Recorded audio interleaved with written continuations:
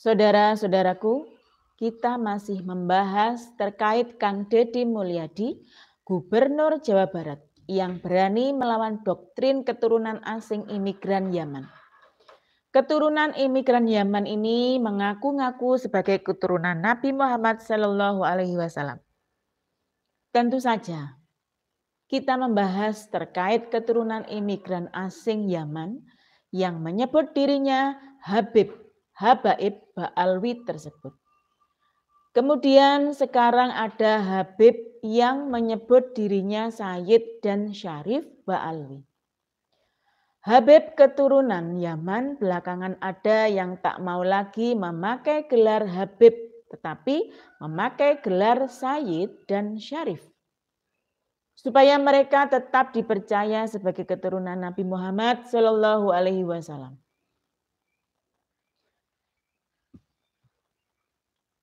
Saudara-saudaraku, Kang Deddy Mulyadi tidak hanya berani menentang doktrin Habib. Tetapi sekarang viral, Kang Deddy berani berseberangan dengan dua menteri Kabinet Bapak Prabowo Subianto, yaitu Menteri Pariwisata dan Menteri Pendidikan. Kang Deddy berseberangan dengan Menteri Pariwisata karena Kang Deddy berani membongkar tempat pariwisata. Kemudian berseberangan dengan Menteri Pendidikan karena Kang Deddy berani melarang studi tur keluar dari Jawa Barat. Banyak pemerhati pariwisata dan pemerhati pendidikan berpendapat bahwa tampaknya dua menteri kabinet Bapak Prabowo tersebut kurang bisa memahami tujuan Kang Deddy Mulyadi. Informasi mengenai hal ini bisa dicari beritanya di berbagai media online. Sudah banyak dibahas. Saudara-saudaraku yang dirahmati Allah, berikut ini saya akan membacakan tulisan Mas KGM Rifki Zulkarnain yang dimuat di laman RMINU Banten. Tulisan yang pertama berjudul Klan Habib Ba'alwi dan budaknya menghina ulama-ulama NU terdahulu. Penulis KGM Rifki Zulkarnain.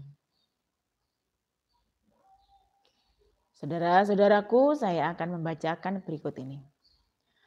Salah satu argumen andalan klan Habib Ba'alwi dan para budaknya supaya umat tetap percaya Habib bagian dari zuriyah Rasul adalah ulama Nusantara terdahulu mengakui nasab Habib. Ulama yang disebutkan diantaranya Syekh Nawawi Banten, Hadratus Syekh Hashim Asy'ari, Mbah Khalil Bangkalan, Mbah Maimun Zubair, Kiai Haji Imaduddin Utsman, dan tokoh-tokoh lain sudah membahas dan mematahkan argumen tersebut. Bahwa tidak ada bukti dan tidak benar ulama-ulama tersebut mengisbat klan Habib Ba'alwi sebagai cucu Nabi. Terlepas dari itu, perilaku klan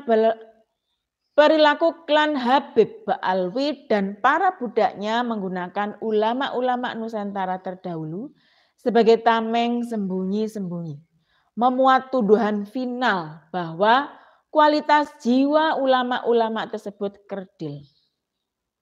Dan karenanya justru mereka telah melecehkan kepribadian para ulama tersebut.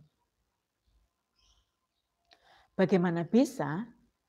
Dalam pernyataan ulama terdahulu mengakui nasab Habib, oleh karenanya umat wajib percaya dan yang menentang telah merendahkan ulama tersebut. Atau statement semacam itu terkandung asumsi bahwa ulama-ulama tersebut andai masih hidup menyaksikan polemik terputusnya nasab Habib hari ini.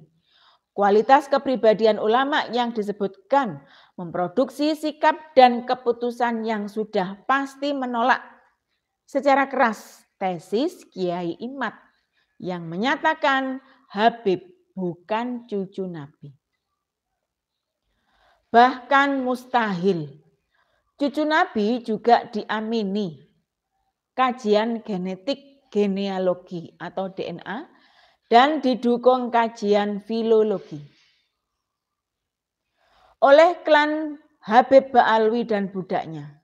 Ulama-ulama NU dikarikaturkan berkepribadian keras kepala, otoriter, intimidatif, menolak mendengar, menolak mengkaji ulang, menolak berdialog, bersiteguh bahwa pendapatnya lah satu-satunya yang pasti benar, dan menolak merevisi pendapatnya tentang sesuatu sekalipun telah tiba padanya hujah yang membuktikan pendapatnya salah. Dan tega hatinya menindas murid-muridnya dengan mengatakan haram berbeda pendapat dengannya semata-mata karena dirinya adalah guru, ulama besar dan senior.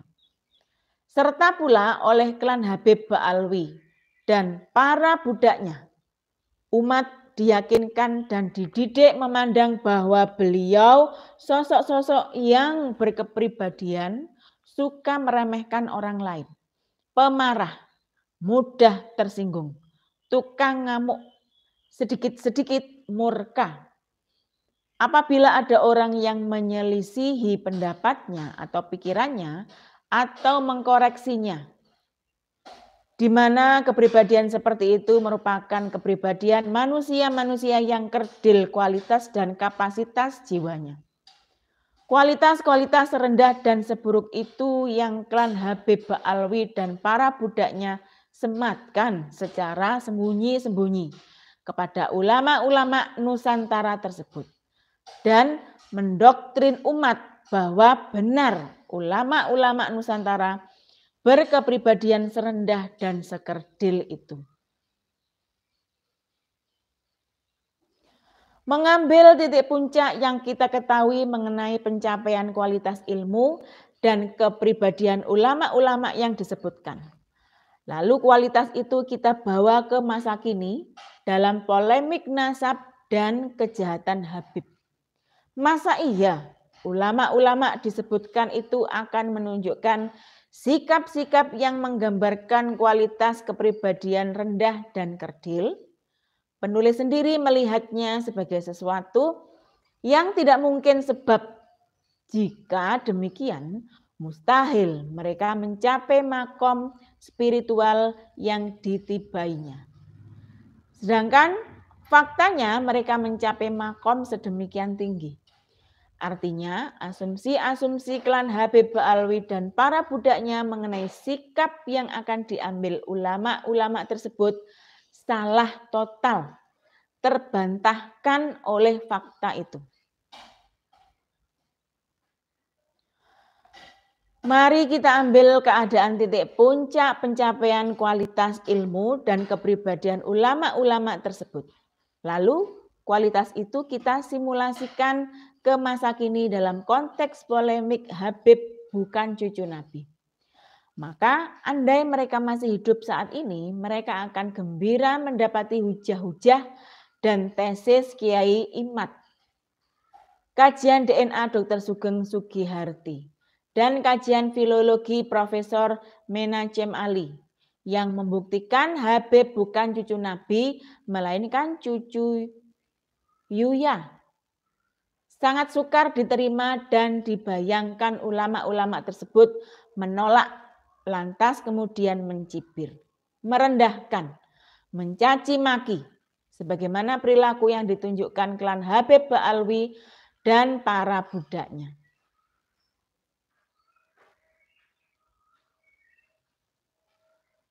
Kualitas kepribadian mereka menghalangi mereka untuk menolak mentah-mentah hujah-hujah itu. Semata-mata hanya karena dirinya lebih senior, lebih tua usianya, lebih besar nama dan pengaruhnya, atau karena memiliki hubungan emosional dengan klan Habib Ba'alwi. Jikapun sanksi dengan kesimpulan ilmiah Habib bukan cucu Nabi, setidak-tidaknya beliau akan mempelajarinya, menelitinya sendiri, dan memutuskannya sendiri berdasarkan kajiannya sendiri. Jikapun kemudian andai kesimpulan hasil penelitian beliau berbeda dengan hasil kajian Kiai Imad, Dr. Sugeng Sugiharto, dan Profesor Menachem Ali, apa yang paling mungkin akan mereka lakukan? Saya jawab, mereka akan mengajak berdialog dengan baik-baik, bertukar pikiran, bertukar data, berdialektika, hingga mencapai kesimpulan yang paling mendekati kebenaran. Tidak lantas berkata, engkau telah melecehkanku karena menyelisihi pendapatku. Engkau kualat, su'ul adab, ulama, pengasuh, dan pendidik macam apa yang berkepribadian semacam itu. Penulis tegaskan sekali lagi, penulis menilai tidaklah mungkin ulama-ulama Nusantara yang dijadikan tameng oleh klan Habib Ba'alwi dan para budaknya akan bersikap serendah dan sekerdil itu.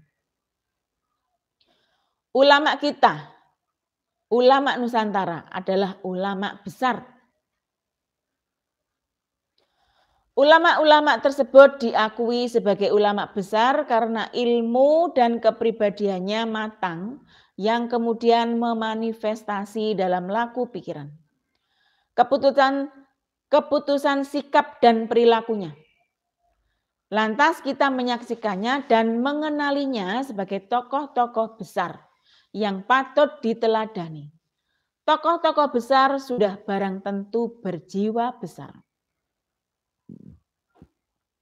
Jiwa-jiwa yang besar sudah tidak lagi peduli tentang eksistensi diri dan pikirannya atau pendapatnya sih.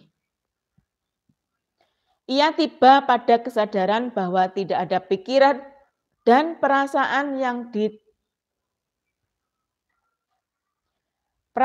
ditengarai ego, keakuan yang mesti mati-matian dipertahankan.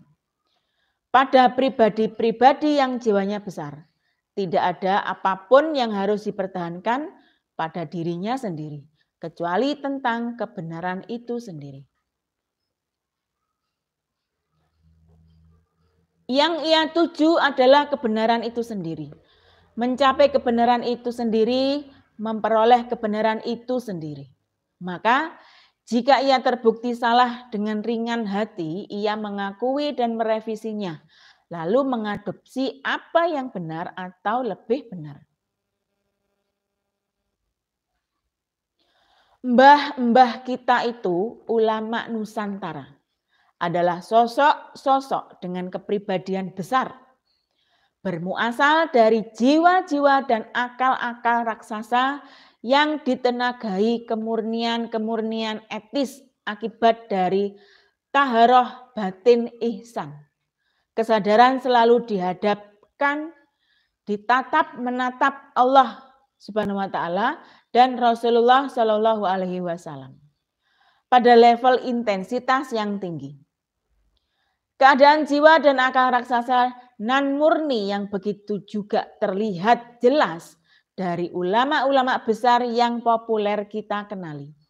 Mari kita lihat ungkapan ulama-ulama yang menggambarkan jiwa-jiwa besar dan akal-akal raksasa itu. Imam Abu Hanifah berkata, kalau saya mengemukakan suatu pendapat yang bertentangan dengan Al-Quran dan hadis Rasulullah Shallallahu alaihi wasallam, tinggalkanlah pendapatku itu.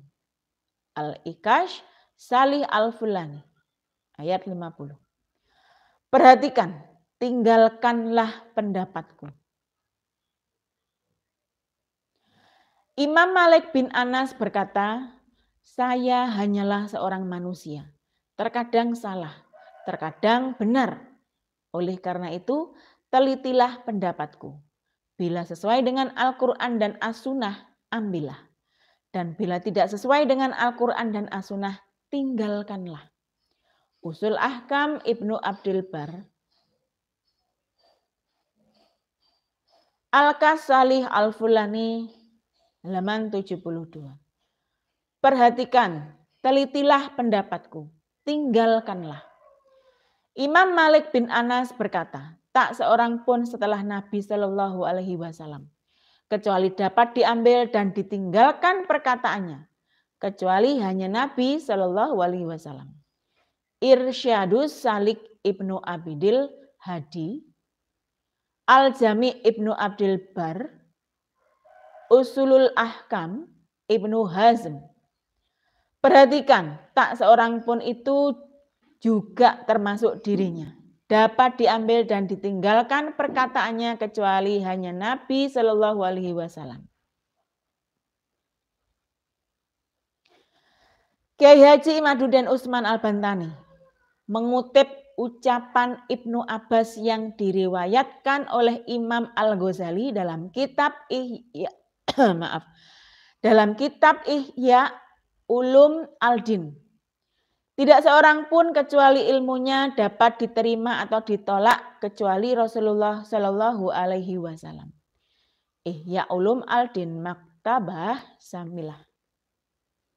Kalian lebih tahu tentang hadis dan para perawinya daripada aku. Apabila suatu hadis itu sahih, beritahukanlah kepadaku. Biar dimanapun orangnya, apakah di Kufah, Basrah, atau Syam, sampai akan pergi menemuinya. Ucapan Imam Asy-Syafi'i kepada Imam Ahmad bin Hanbal. Adabu Asy-Syafi'i, Al-Hilyah, Al-Ihtijaj, Al-Khatib, Manaqib Imam Ahmad.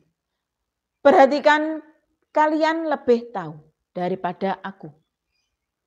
Imam Syafi'i, bila setiap persoalan ada hadis sahihnya dari Rasulullah Shallallahu Alaihi Wasallam, menurut kalangan ahli hadis, tetapi pendapatku menyalahinya, pasti aku akan mencabutnya. Baik selama aku hidup maupun setelah aku mati. Al-Hilyah, Abu Nuaim, Al-Harawi. I'lamul Muwaqqi'in Ibnul Qayyim. Al-Ikas, Salih Al-Fulani. Mohon memperhatikan, tetapi pendapatku menyalahinya, pasti aku akan mencabutnya.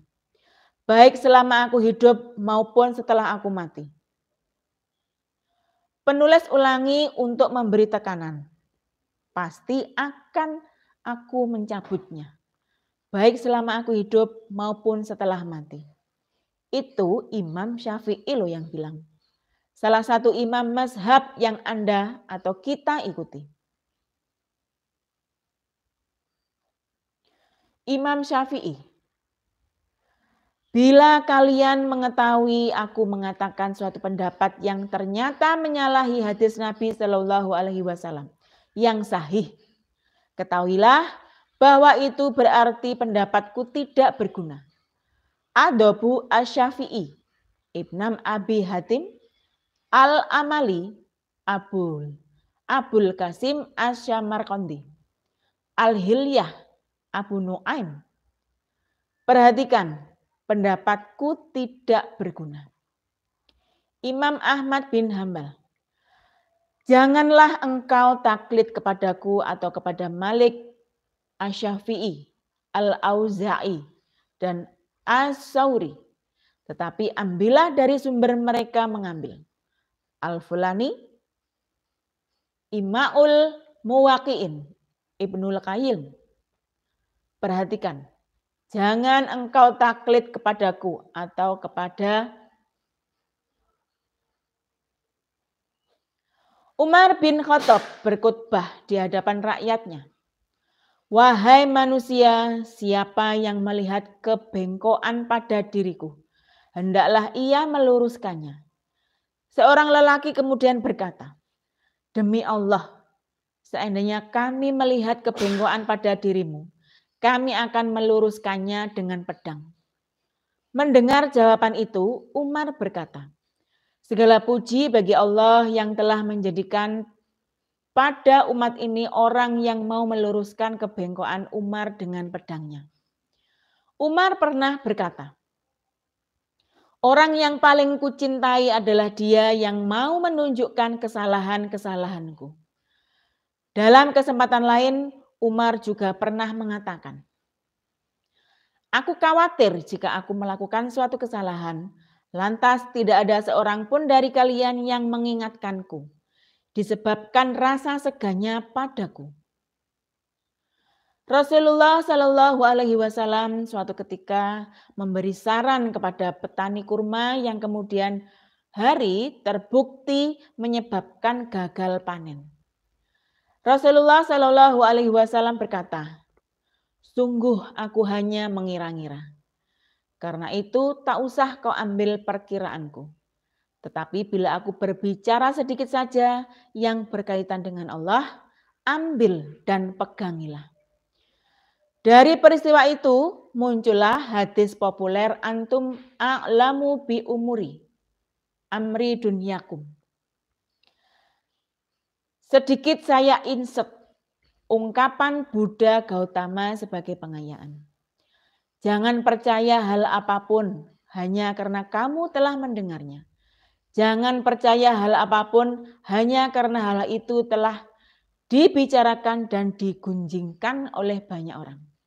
Jangan percaya hal apapun hanya karena hal itu tertulis dalam kitab-kitab keagamaanmu.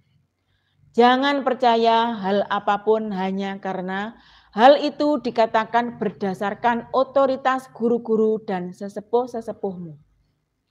Jangan percaya tradisi apapun hanya karena tradisi itu telah diwariskan dari satu generasi ke generasi lainnya. Tetapi setelah kamu observasi dan analisis, maka ketika kamu mendapati hal apapun sejalan dengan akal budimu dan menolongmu untuk mendatangkan kebaikan dan manfaat bagi satu dan semua orang, maka terimalah itu dan jalankanlah. Begitulah kepribadian jiwa-jiwa raksasa, akal-akal raksasa, batin-batin yang murni. Yang utama bagi mereka adalah kebenaran itu sendiri. Mereka mendorong, mempersilahkan, serta membimbing orang lain menjalani perjalanannya sendiri, supaya tiba menyaksikan sendiri kebenaran itu. Tidak hanya dan tidak harus berhenti pada percaya apa yang dikatakannya. Tibailah sendiri, temuilah sendiri, alami sendiri. Begitulah jiwa-jiwa yang besar. Jiwa-jiwa yang besar juga tidak mudah terluka dan tidak mudah tersinggung hanya karena diselisihi pikirannya dan ucapannya atau karena ia dikoreksi orang lain. Jiwa-jiwa yang besar justru berterima kasih. Kesalahannya ditunjukkan dan diberitahu apa yang benar atau lebih benar. Karena itu baginya membuat kualitas dirinya lebih indah di hadapan Allah Subhanahu wa taala dan Rasulullah Shallallahu alaihi wasallam. Orientasi jiwa mbah-mbah kita itu begitu itu, Allah dan Rasulullah. Selain tuduhan berjiwa rendah dan kerdil, Klan Habib Ba'alwi dan para budaknya menuduh ulama-ulama kita ngajinya tidak jauh dan mendalam. Sehingga tidak menemui dan memahami kalam-kalam ulama di atas. Lebih jauh daripada itu, laku tirakat mbah-mbah kita dituduh dan dinilai tidak matang. Sehingga dipastikan keadaan batinnya terhijab atau tersabotase oleh ego, pikiran, dan perasaannya sendiri. Itu perendahan dan pelecehan. Na'udzubillah min dzalik.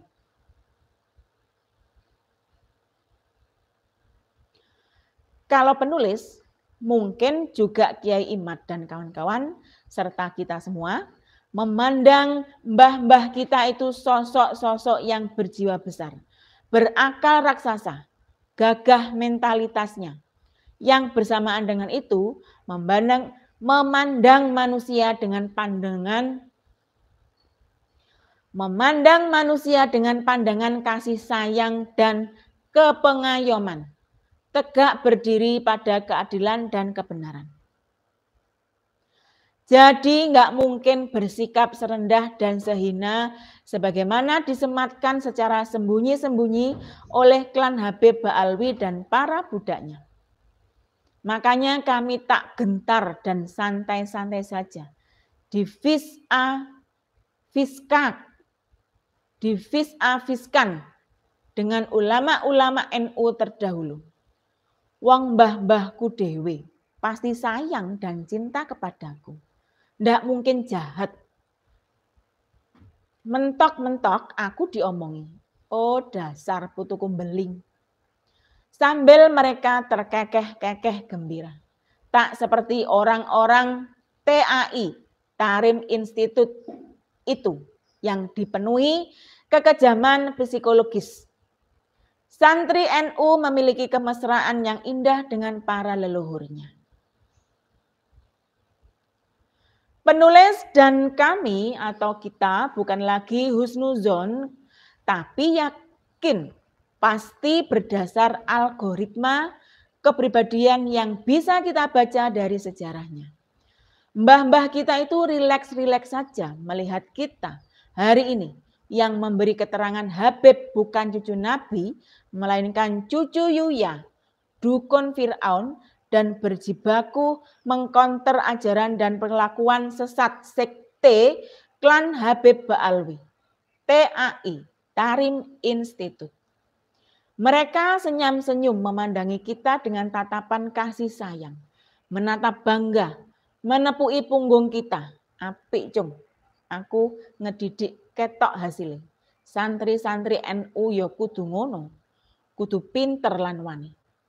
Gak percaya mereka bersikap begitu? Ya sana, buktikan saja. Monggo berangkat duluan ke akhirat lalu kabari kami hasilnya. Tapi kalau saya akan menjunjung dan memuliakan, sorry ya, kualitas kepribadian mbah-mbah Nusantara nggak seperti kualitas manusia-manusia TAI, Tarim Institute. Bos, jauh nggak sekelingking kaki pun, jauh. Sekarang kita balik bertanya.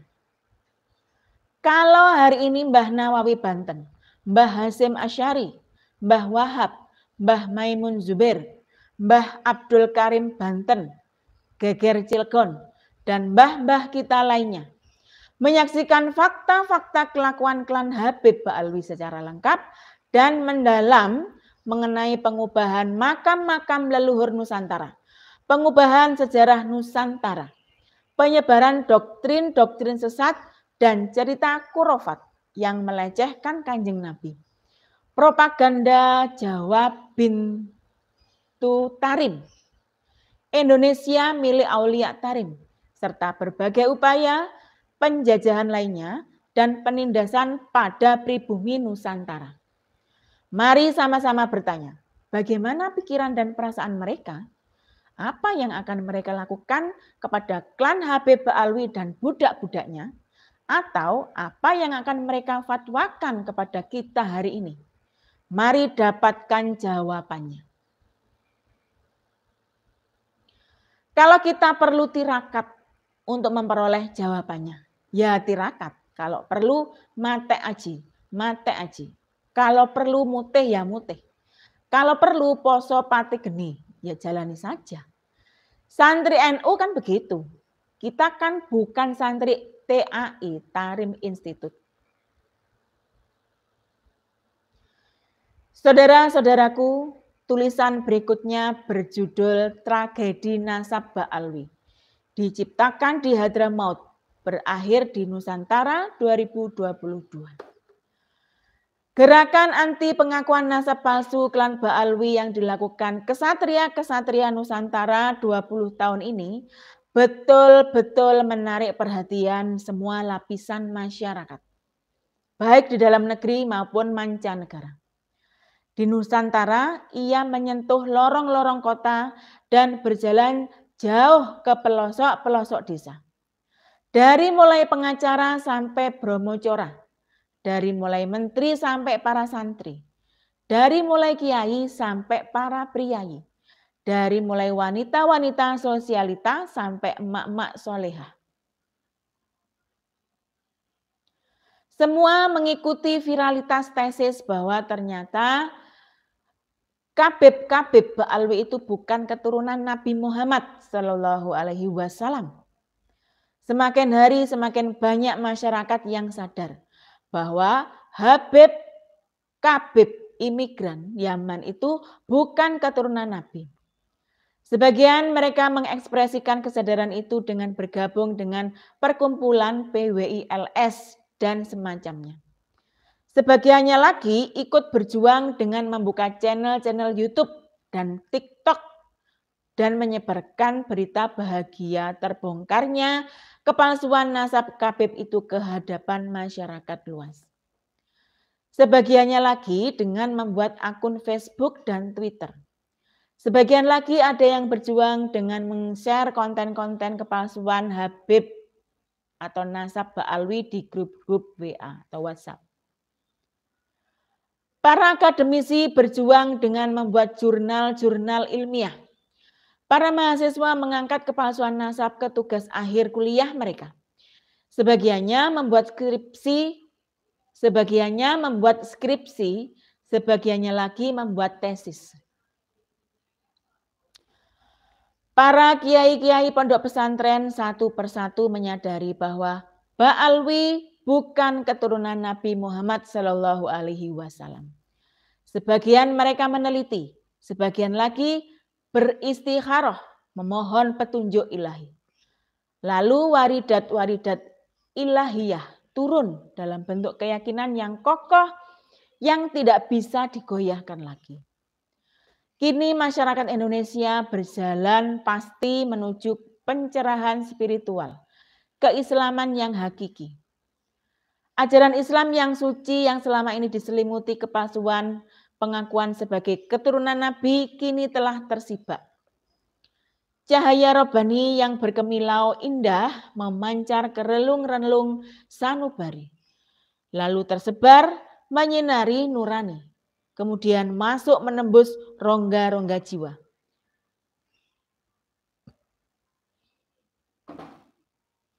Semakin jauh berteduh di bawah naungan sukma, kemudian menjelma menjadi keteguhan akan kebenaran yang tiada tara. Dalam setiap perubahan tentu akan ada yang tertinggal. Kapal tidak bisa mengangkut sekali jalan semua calon penumpang. Namun bukan berarti mereka benar-benar akan tertinggal. Hanya menunggu waktu dan kuota hidayah saja. Kapal akan berbalik arah lagi, lalu akan memuat semuanya. Kibin-kibin yang hari ini masih bersama masa lalunya, suatu saat akan berteriak lebih lantang dari para pejuang yang sekarang telah bersuara. Karena semakin lama mereka belum tersadarkan, semakin banyak pengalaman yang mereka simpan. Tentu akan semakin dalam keyakinan kepalsuan itu setelah mereka tersadarkan. Hanya butuh sedikit kecewa, mereka akan meninggalkan para kabib dan terbebas dari selimut kegelapan.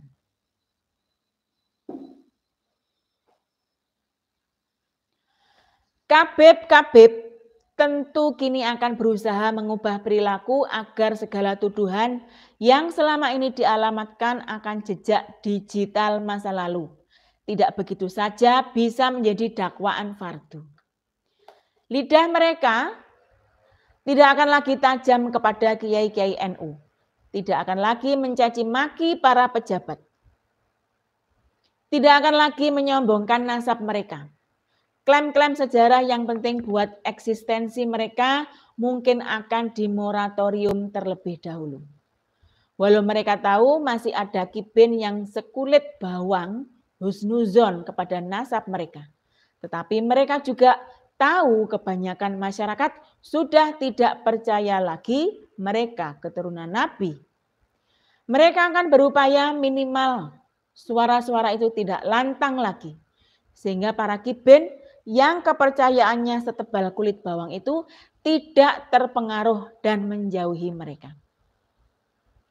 Karena jika itu terjadi, sungguh muka bumi ini akan semakin sempit untuk mereka. Pertanyaannya, sampai kapan mereka akan dapat bertahan dengan perilaku yang semua itu? Berpura-pura santun, berpura-pura tidak menyombongkan diri, dan menata malu? Syukur-syukur mereka akan mampu menjaga sikap rendah hati selamanya di depan kemuliaan ilmu dan nasab masyarakat Nusantara. Upaya-upaya itu telah mereka lakukan. Misalnya dengan berupaya menyatukan Rizik Syihab dengan Kiai Syukron Makmun, juga dengan Kiai Ma'ruf Amin. Di atas panggung, Rizik mencium tangan Kiai Ma'ruf Amin yang tahun 2018 disebut binatang oleh seorang Habib itu. Lalu Nabil Musawa datang ke PBNU, ikut acara LDNU, duduk dengan tokoh-tokoh NU. Nabil Musawa juga sengaja mengadakan acara di Istiqlal dengan mengundang Gus Baha agar nampak mereka duduk bersama kiai-kiai Nusantara. Mampukah hal-hal semua itu menghapus memori masa lalu? Sampai kapan mereka mampu menjaga adab dan kesopanan seperti itu? Saya kira tidak akan mampu bertahan lama, karena itu bukan tabiat mereka. Walau demikian, harapan tentu perlu kita hadirkan. Masyarakat Nusantara adalah manusia-manusia berakhlak mulia yang mereka warisi dan leluhur yang mulia, yang bernasab mulia, dan berperadaban mulia. Kemegahan peradaban Nusantara ribuan tahun yang silam, yang hari ini keagungannya masih dapat dinikmati. Membuktikan mereka sebagai manusia-manusia luhur budi yang bergenetik para kesatria bijaksana, tentu akan memaafkan siapa saja yang telah menyakiti, yang berniat untuk benar-benar memperbaiki diri.